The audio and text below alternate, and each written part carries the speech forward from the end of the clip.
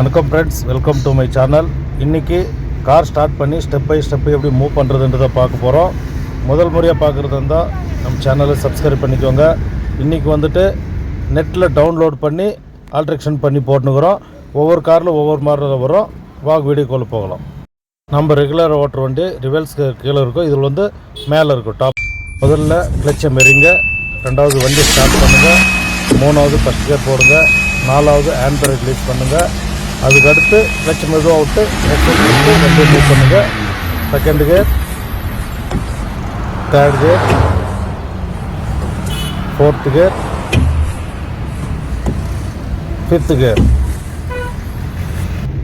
Okay friends, அடுத்த ஒரு வீடியோவில் சந்திக்கலாம். வீடியோ பிடிச்சிருந்தால் லைக் பண்ணுங்கள், சப்ஸ்கிரைப் பண்ணுங்கள், கொஞ்சம் உங்கள் ஃப்ரெண்டுகளுக்கு ஷேர் பண்ணுங்கள். நன்றி, வணக்கம்.